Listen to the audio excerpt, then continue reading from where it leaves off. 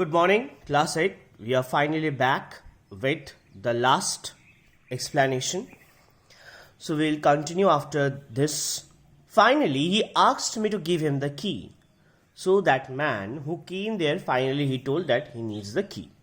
I've been sent to get something from the treasure, he explained.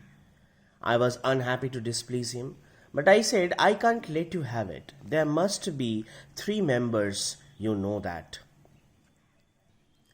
So this man has finally come there and asked the guard for the key. But the guard replied, no, I cannot give it. We need 3 members, you know that. Of course I know it, but something came up suddenly. So they sent me alone. Now let me have it. I shook my head. That was the one order that had given me, never to give the key to any one person who come alone.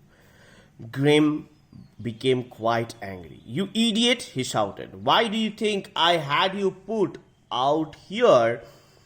It was so I could get in there and help myself to the treasure. But that would be dishonest, and there are no dishonest people in the state. So that would be dishonesty if you want to go in there alone just to take my advantage, that I am here and you know me, that is why you want to get inside it.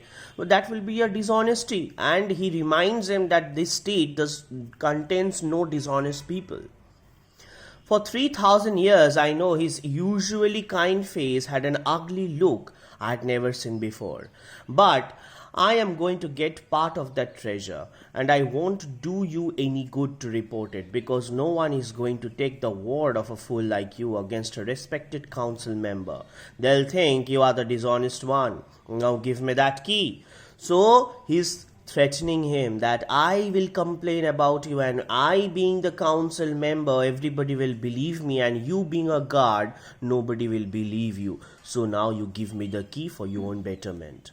It's a terrible thing to disobey a council member, but if I obeyed him, I would be disobeying all the others, and that would be worse. No, I shouted. He threw himself upon me. For his size and age, he was very strong, stronger even than I. I fought as hard as I could, but I knew I wouldn't be able to keep him away from the key for very long. So this council member fought with him to get the key, and he was unable to restrict him. Why? Because he was very strong, stronger than the guard. And if it took the treasure, I would be blamed. So he was having the responsibility, and he would be blamed if the council member stole all the materials from there. The council would have to think a new punishment for dishonesty. Whatever it was, it would be terrible indeed. He drew back and rushed at me. Just as he hit me, my foot caught upon a root and I fell. He rushed, carried him past me, and crashed through the brush screen inside the path. I heard him scream twice. Then there was silence. I was bruised all over, so all over the body there was bruised, means I got injured, but I managed to pull myself up and take away what was left of the screen. There was no sign of Grim, but my beautiful pet was waving her pearl green feelers as she always did in thanks for a good meal. That's why I can't tell anyone what happened. No one would believe that Grim would be dishonest, and I can't prove it because she ate the proof.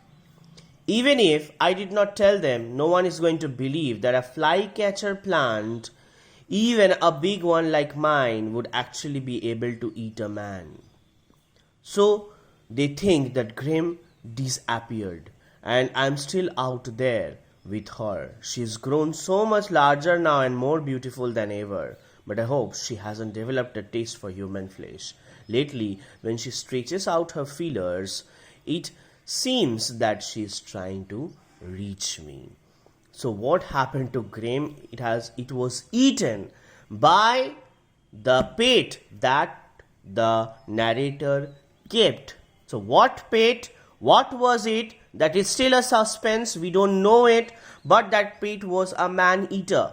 Okay, and it was highly dangerous. But still the narrator kept it, and when it tried to stretch its fingers or the feelers, then he thought that it was trying to reach him to eat it, and the narrator thought that the animal that was kept as a pet must not have the taste of human flesh, but because that would be dangerous. Okay, so ultimately the pet ate Graham, and narrator could not tell anyone where was Graham.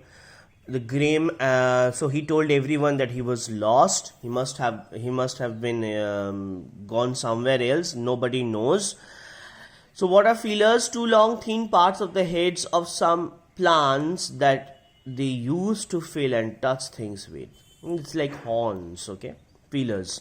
Okay, so this is about the chapter, and I hope you have, when you read it nicely, by going through it, you will be able to understand. Thank you. Bye bye.